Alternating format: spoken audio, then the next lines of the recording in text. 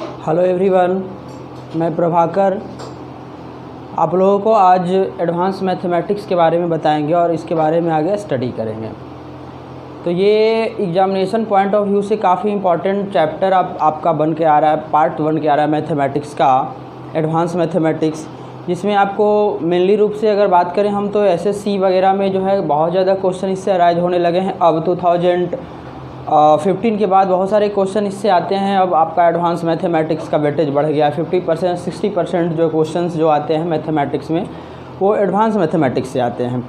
और मेनली बात करें हम तो एसएससी में इससे ज़्यादा वेटेज आता है, जिसमें आपका कुछ सिलेबस है जो आपका प्री और मेंस दोनों में इसका वेटेज अब ज़्यादा हो गया है। तो बेसिक नॉलेज के साथ हम पढ़ेंगे इसमें।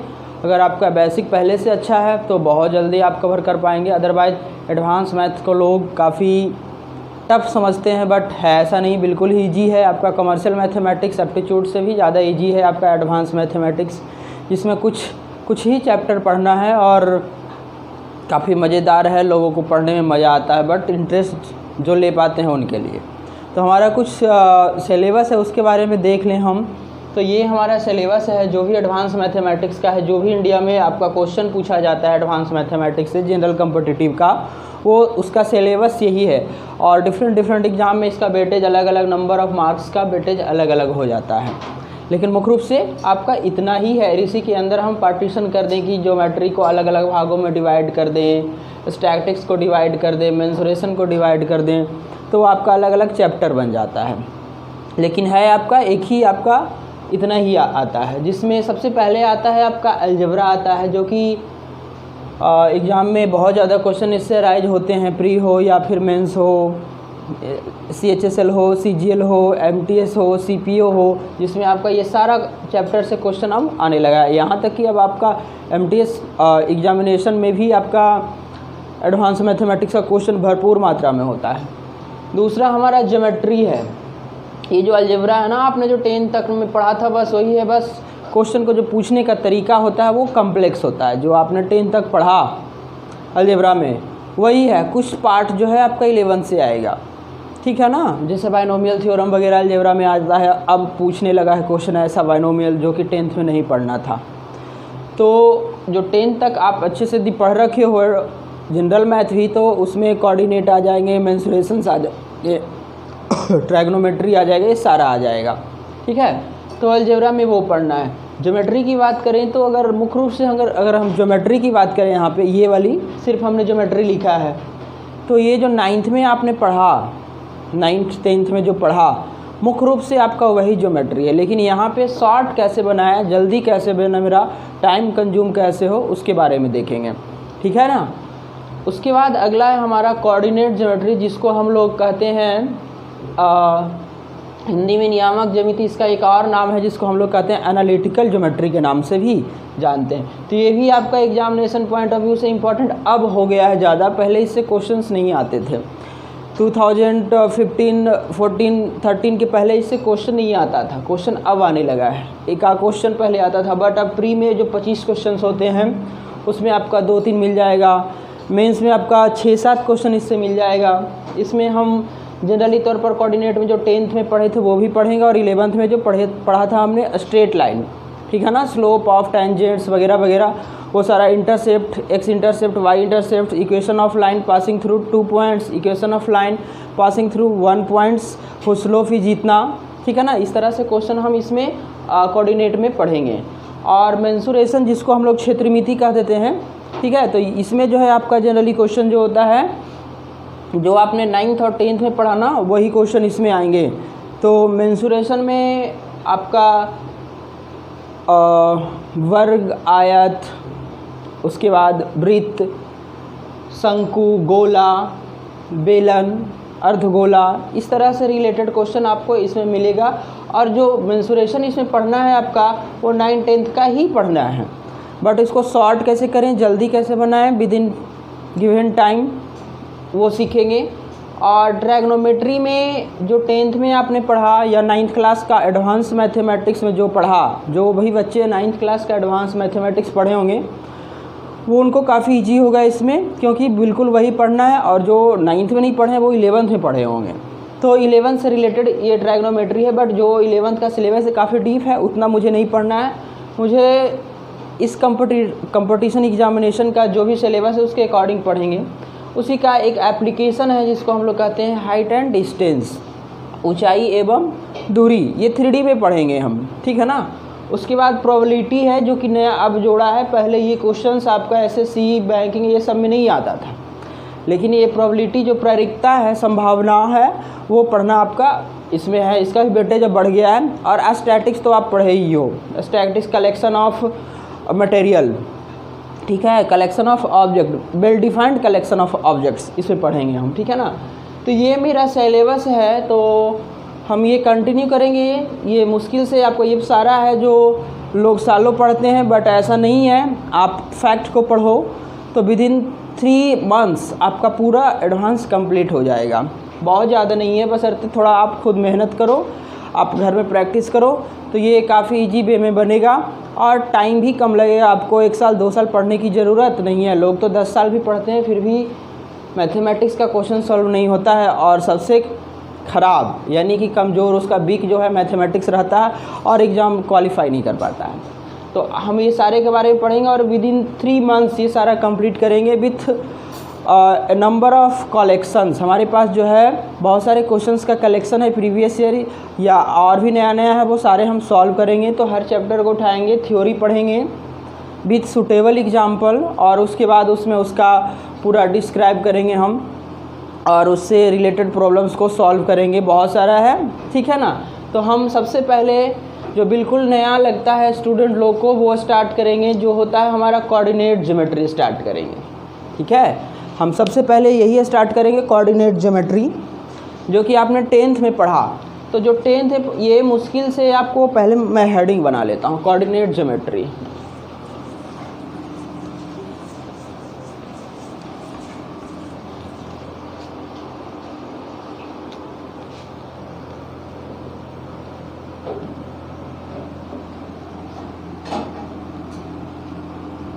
जिसको हम लोग हिंदी में नियामक या निर्देशांक,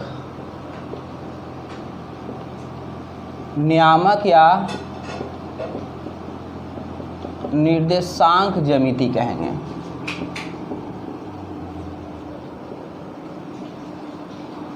नियामक या निर्देशांक ज्यामिति, ठीक है।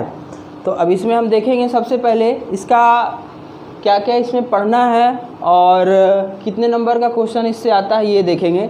तो इससे अगर देखा जाए तो अगर SSC की बात करा जाए तो जो प्री में इससे क्वेश्चंस आते हैं वो आपका 1 नंबर, 2 नंबर या फिर 3 नंबर, वेटेज इसका 2 से 3 मार्क्स का है, ठीक है ना। मैक्सिमम मार्क्स नहीं, क्वेश्चन का, सॉरी, मार्क्स तो 2-2 नंबर का आता है ना क्वेश्चन। अब 25 क्वेश्चन में आपका इसका वेटेज है 2 से 3 क्वेश्चन का प्री में, और जो मेंस में है वो आपका 6 से 8 या 10 तक पहुंच जाता है ये, ठीक है ना, मेंस में, ठीक है। तो पहले प्री अगर आप क्वालिफाई करते हो तभी मेंस का एग्ज़ाम दे पाओगे। तो उसमें आपका मेंस में जो है हाँ 7-8 क्वेश्चन तो आता ही है इससे, ठीक है ना। तो हम कवर करेंगे दोनों को, प्री के लिए भी पढ़ेंगे और मेंस के लिए भी पढ़ेंगे, ताकि आपको क्वालिफाई करने के बाद में मेहनत ज़्यादा ना करना पड़े, ठीक है ना। तो कोऑर्डिनेट ज्योमेट्री के बारे में हम जानेंगे कि होता क्या है। ज्यामिति तो आपने पढ़ा होगा, ठीक है ना, जिसमें पॉइंट आते हैं, आपका कोलिनियर लाइंस आता है, लाइंस आता है, एंगल्स आता है, बहुत सारे टाइप्स का आता है। लेकिन इसमें क्या है, ठीक है ना, ये क्यों पढ़ना पड़ रहा है मुझे, ठीक है, समझ रहे हो। तो कहा जाता है कि गणित विज्ञान की वैसी शाखा जिसके अंतर्गत ज्यामिति को हम बीज गणित के माध्यम से पढ़ते हो, ठीक है ना। The branch of mathematics in which we study the geometry by using algebraic method, ठीक है ना। ज्योमेट्री का ही अध्ययन करते हैं इसमें, लेकिन अलजेब्रा के माध्यम से अध्ययन करते हैं, ठीक है। तो अलजेब्रा का माध्यम से अध्ययन करते हैं, इसका मतलब जैसे ही अलजेब्रा, तो अलजेब्रा क्या है, जोड़ घटाव गुणा भाग का कॉम्बिनेशन होता है, ठीक है ना, वेरिएबल्स एवं कांस्टेंट्स के साथ, ठीक है ना। तो इसमें भी हम पढ़ेंगे वही, यानी कि ज्यामिति को बीज गणित के माध्यम से इसमें हम अध्ययन करेंगे, ठीक है ना। तो पहला पॉइंट मेरा आता है कि ज्यामिति को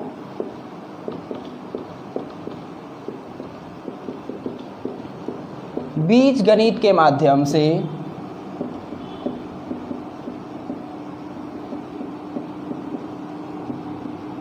अध्ययन करते हैं। ठीक है, पहला पॉइंट ये है। ठीक है ना, ज्यामिति को किसके माध्यम से अध्ययन करते हैं? हम बीजगणित के माध्यम से अध्ययन करते हैं, उसे ही हम लोग नियामक ज्यामिति कहते हैं। ठीक है, कोऑर्डिनेट ज्योमेट्री कहते हैं। इसका यूज जनरली तौर पर किसी ऑब्जेक्ट का लोकेशन फाइंड आउट करने में किया जाता है। ठीक है ना, मतलब हम अगर कह दें कि सपोज हम दिल्ली में यहाँ पे हैं, तो हमारा कोऑर्डिनेट क्या है? ठीक है ना, यानी कि हम हमारा लोकेशन का जो आइडेंटिफिकेशन है उसके बारे में वो पूछ रहा है, तो ये इसके थ्रू फाइंड आउट करना है। तो आपको डिटेल में नहीं जाना है। ठीक है ना, जो आपका सिलेबस है, और अगर ये तो है बहुत बड़ा लेक्चर है, बहुत बड़ा सिलेबस है इसका, लेकिन इसमें जो है जो एग्जामिनेशन व्यू से हम पढ़ रहे हैं, तो वो मुश्किल से आपको ये 5 से 7 दिन में समाप्त हो जाएगा। ठीक है ना, उतना ही सफिशिएंट है, और उसके बाद उसका बहुत सारा हम प्रॉब्लम को सॉल्व कर लेंगे, तो वो बाद में। ठीक है ना, तो ये मुश्किल से 5 से 7 क्लास है। एक क्लास आप जो 10th में पढ़ा आपने वो वाली है, 1 या 1.5 क्लास, और बाकी जो 11th में पढ़ना है, जो बच्चों को नहीं समझ में आता है, लोग छोड़ देता है एग्जाम में कि चलो ये एडवांस मैथ हमसे नहीं बनेगा, ये चैप्टर स्ट्रेट लाइन से रिलेटेड आता है, तो वो पढ़ेंगे। ठीक है ना, तो मुश्किल से 5 से 7 दिन। ठीक है, तो सबसे पहले इसमें हम देखेंगे, देखो कोऑर्डिनेट होता क्या है और वो कैसे रिप्रेजेंट किया जाता है आपका एक कार्टेशियन प्लेन पे, उसके बारे में देखेंगे। कार्तीय तल, देखो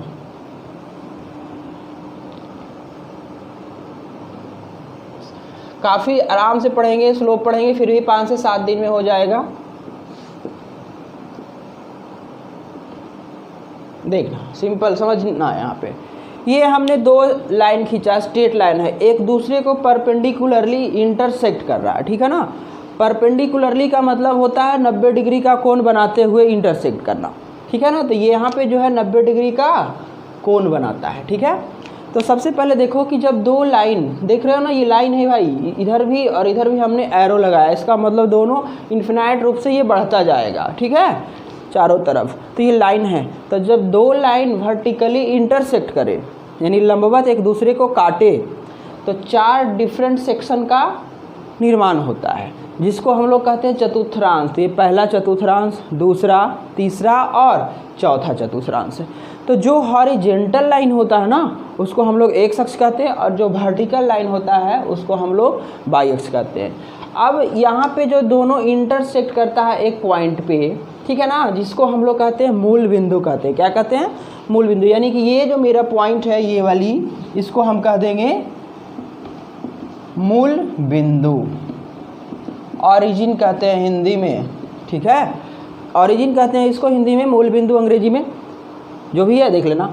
अब इसको जो डिनोट करते हैं वो कैपिटल ओ से करते हैं, और इसका कोऑर्डिनेट होता है 0 0। ठीक है, कोऑर्डिनेट 0 0 समझ में आएगा ये क्या है, कैसे लिखें। ठीक है, पहले कोऑर्डिनेट के बारे में जाने, डिस्टेंस। अगर सपोज हम यहाँ पे कोई पॉइंट ले रहे हैं P x, y, ये लिख रहा है हम, इसका कोऑर्डिनेट हो गया P पॉइंट का, इस पॉइंट का। ठीक है, तो ये x क्या है और y क्या है, और क्या ये डिस्टेंस है, क्या है, जो देखेंगे। तो अगर हम बात कर ले ऐसे इसको,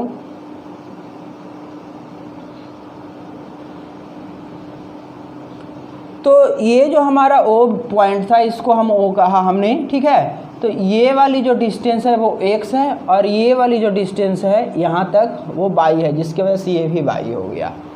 ठीक है ना, तो ये जो x आपने देखा, इस पॉइंट का y अक्ष से दूरी जो है क्या है आपका, x है, और इसी पॉइंट का x अक्ष से दूरी जो है आपका y है।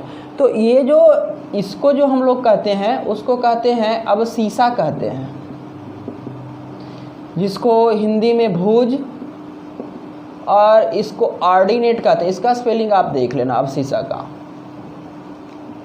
ऑर्डिनेट, इसको कोटि कहते हैं। ठीक है ना, तो यहाँ पे सिंपल आपने ये देखा कि अगर किसी पॉइंट का कोऑर्डिनेट, पहले x वाला लिखा जाता है, बाद में y वाला, तो किसी पॉइंट का कोऑर्डिनेट यदि x और y है, तो ये x का जो वैल्यू है वो आपका क्या है, क्या डिस्टेंस है, ये अगर देखा जाए तो यही x है ना, तो ये वाला डिस्टेंस यानी y अक्ष से शॉर्टेस्ट डिस्टेंस है, डिस्प्लेसमेंट जिसको कहते हैं। ऐसा नहीं कि ऐसे कर लें यहाँ से ऐसे, बिल्कुल नहीं। ठीक है ना, ये डिस्प्लेसमेंट है, परपेंडिकुलर डिस्टेंस निकालते हैं। ठीक है।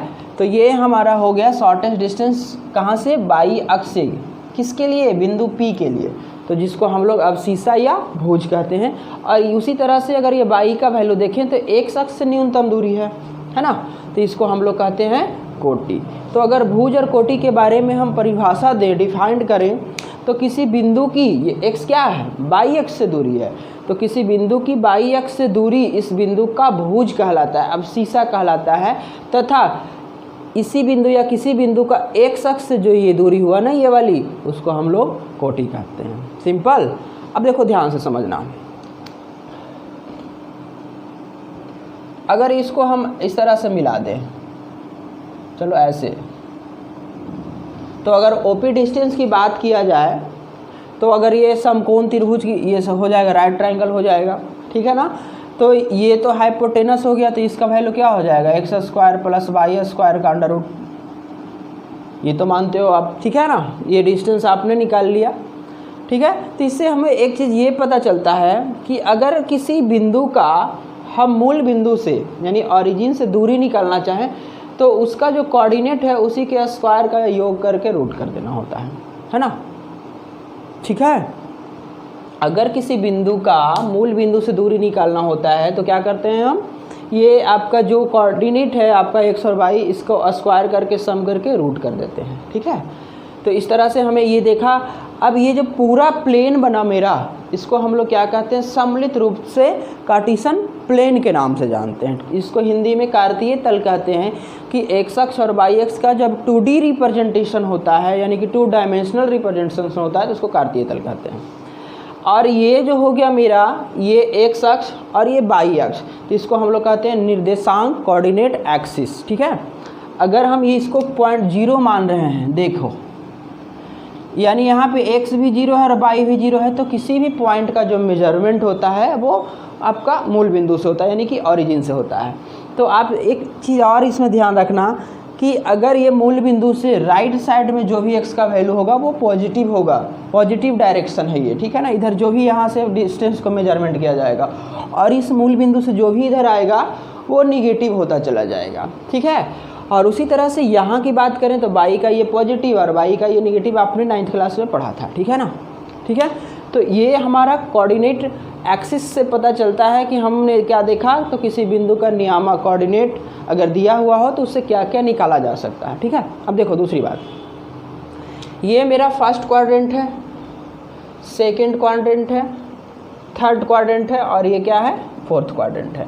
तो अगर फर्स्ट क्वाड्रेंट की बात करा जाए तो इसमें अगर कोई भी पॉइंट आएगा तो x का भी पॉजिटिव और y का भी पॉजिटिव आएगा, क्योंकि देखो x का पॉजिटिव की ओर जो भी चलेगा इसमें, और y का पॉजिटिव, और दोनों से जो घिर रहा है ये पॉजिटिव वाले से, यानी कि यहाँ x वाला भी प्लस आएगा और y वाला भी प्लस आएगा, ठीक है। उसी तरह से दूसरा में x माइनस है और y प्लस है, और तीसरा में x भी माइनस है और y भी माइनस है, और चौथा में x प्लस है और y माइनस है। मानते हो ना, ठीक है। तो इसमें इस तरह से भी बहुत बार क्वेश्चन पूछा है कि 5,-2 किस चतुर्थांश में है, किस क्वाड्रेंट में है। तो x का वैल्यू पॉजिटिव और y का वैल्यू निगेटिव देखा जाए तो पॉजिटिव और निगेटिव फोर्थ में होता है, इसका मतलब ये फोर्थ क्वाड्रेंट में है, ठीक है ना। किस क्वाड्रेंट में है, ये फोर्थ क्वाड्रेंट में है। उसी तरह से हम जब क्वेश्चन सॉल्व करेंगे तो इस पर भी 2-4 क्वेश्चन हम दे लेंगे, अभी यहाँ पे ये समझ रहे हैं हम, ठीक है ना।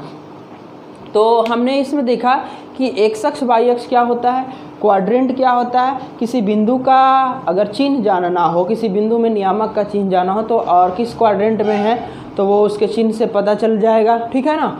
तो ये हमारा होता है। तो इसमें कुछ पॉइंट्स आ रहा है, उसके बारे में हम थोड़ा सा नोट में देख लेंगे। देखो अब यहाँ पे हम एक पॉइंट ले लें, सपोज m नाम का, समझना। तो अगर यहाँ से यहाँ तक डिस्टेंस जो होगा वो तो x वाला हुआ, ठीक है। मान लिया जाए यहाँ पे वैल्यू हमारा आ गया fx, चलो सिंपल सा वैल्यू ले लेते हैं, कुछ भी ले लें, 2x, ठीक है। लेकिन y की बात करें ऊपर तो कुछ बढ़ा ही नहीं, तो y का कोऑर्डिनेट क्या हो जाएगा, 0 हो जाएगा, ठीक है।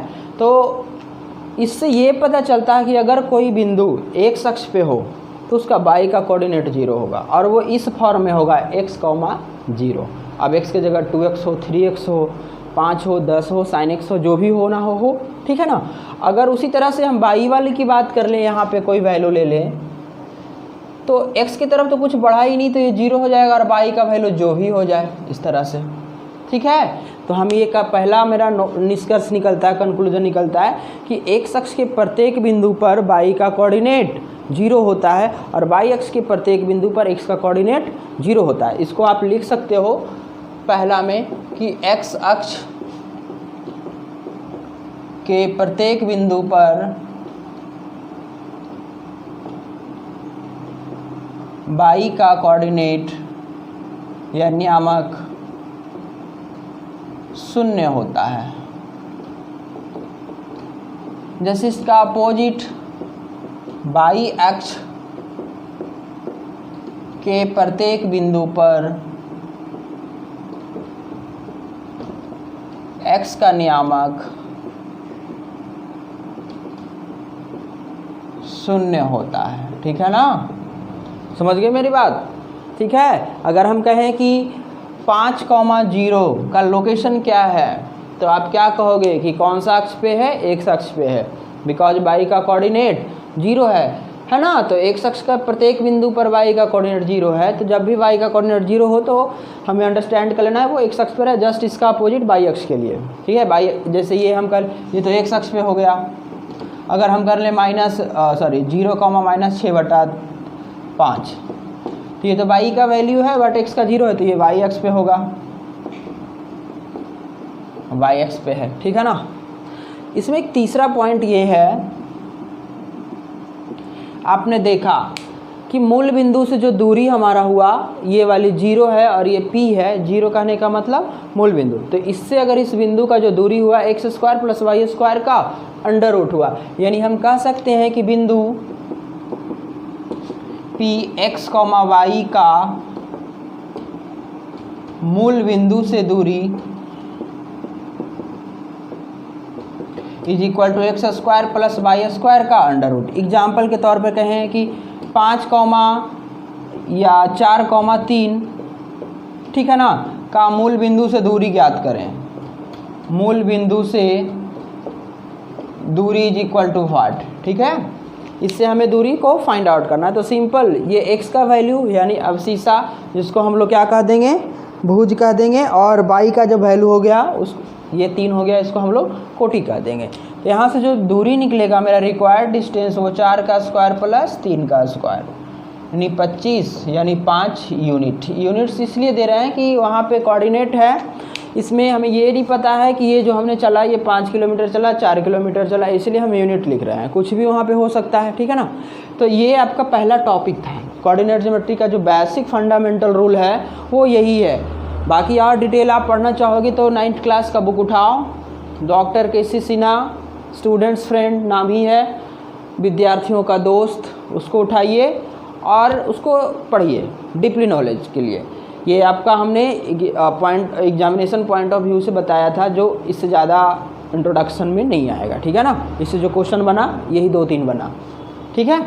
अब इसके बाद ये तो हमारा जो कोऑर्डिनेट एक्सिस था, तो किसी बिंदु का नियामक निकल रहा था, लेकिन किसी बिंदु का नियामक ध्रुवीय रूप में क्या होता है, पोलर रिप्रेजेंटेशन ऑफ कॉम्प्लेक्स नहीं, रियल कोऑर्डिनेट का, ठीक है ना। तो उसके बारे में जानेंगे हम। तो इसमें हम देखेंगे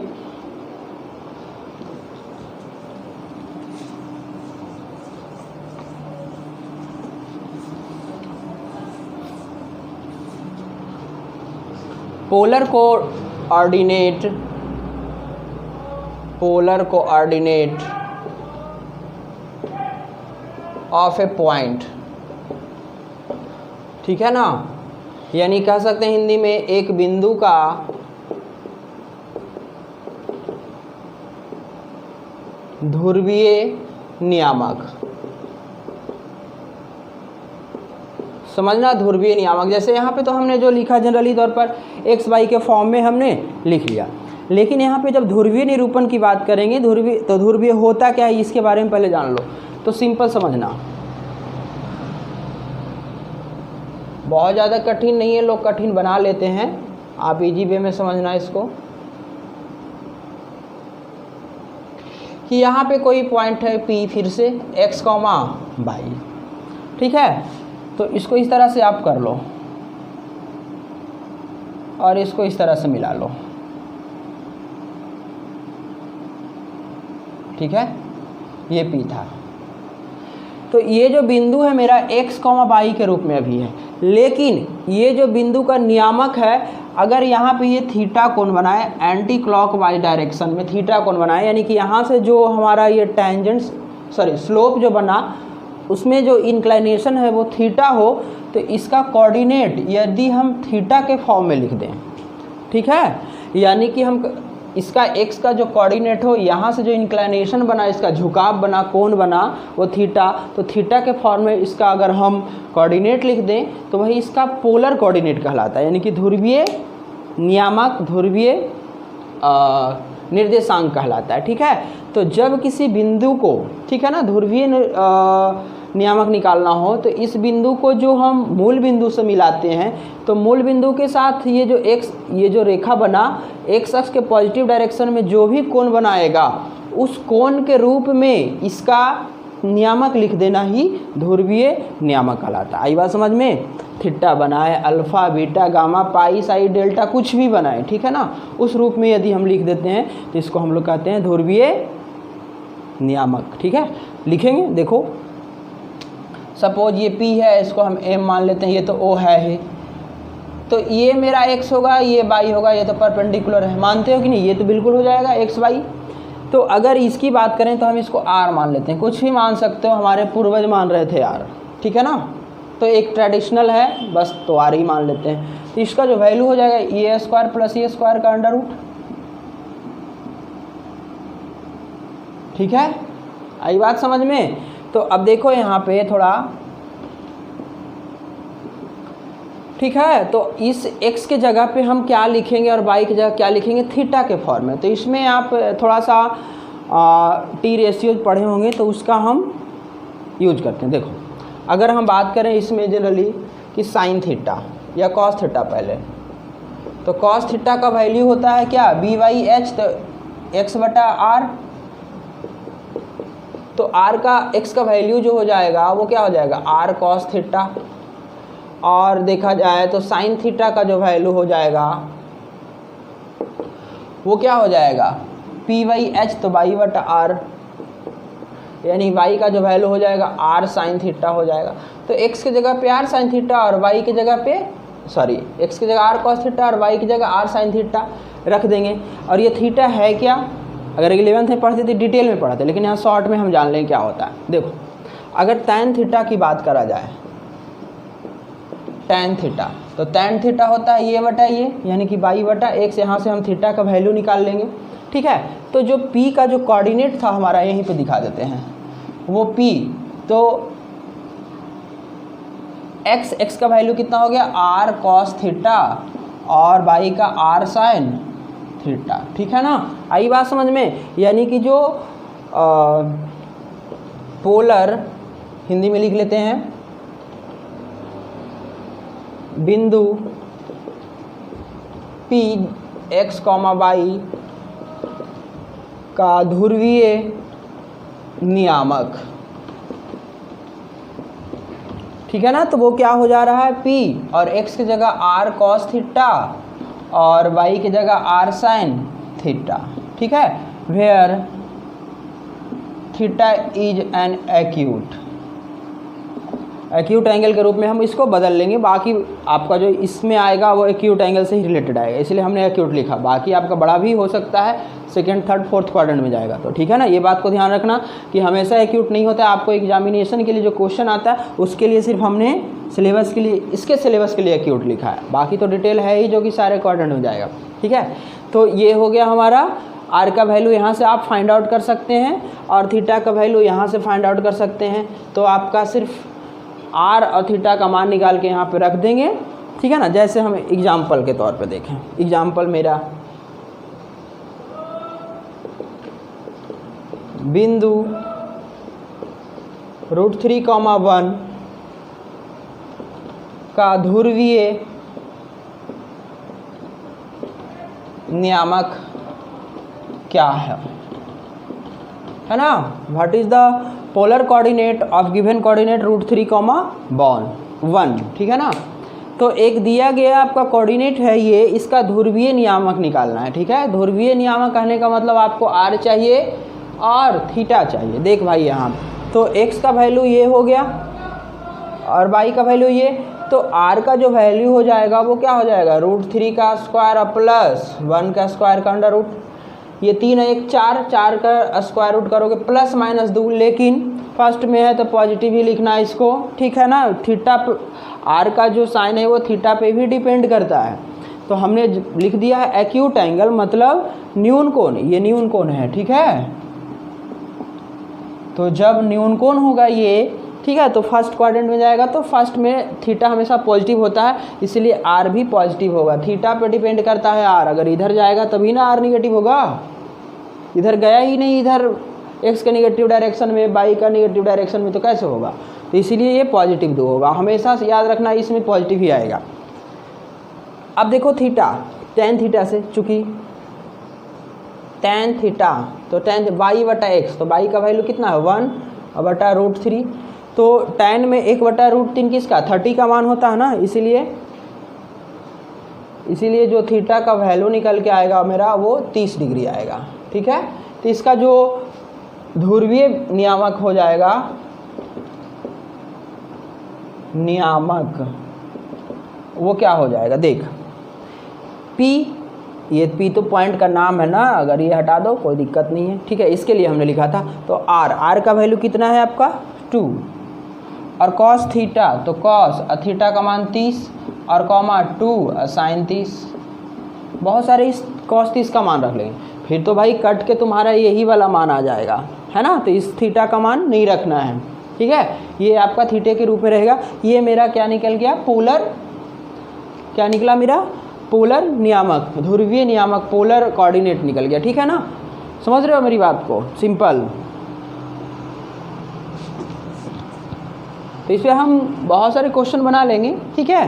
तो आप अभी फ़िलहाल ये जानो, और अगली क्लास में हम ये बताएंगे, थोड़ा बता देता हूँ, थोड़ा आप अगर मेरा वीडियोस देख रहे हो तो कंटिन्यू देखना, ठीक है। तो बता देता हूँ अगले दिन क्या है।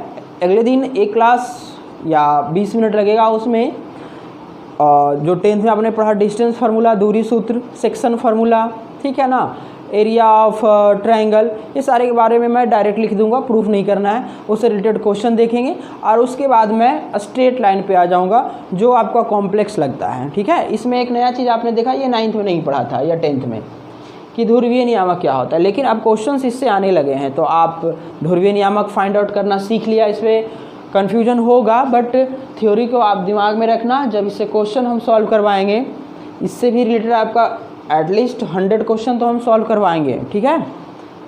जब थ्योरी थोड़ा देख ले, 2-3 दिन लगेगा, ठीक है। तो उसमें आपको ये 4-5 क्वेश्चन इस पर देखोगे, आप सेटिस्फाइड हो जाओगे, बट अभी इतना जानो, ठीक है। तो वो आप पढ़ लेना, थोड़ा 10th में जो पढ़ा था और इंटर में जो पढ़ना था, थोड़ा बहुत ही उसका इसमें आएगा, ठीक है, स्ट्रेट लाइन से, और क्वेश्चन बहुत सारे इजी वे में बनेगा, ठीक है। तो अगर आप कंटिन्यू देखते हो वीडियो, कंटिन्यू देखो, लाइक और सब्सक्राइब कर दो भाई इसमें, ठीक है। चलो मिलते हैं अगले वीडियो में।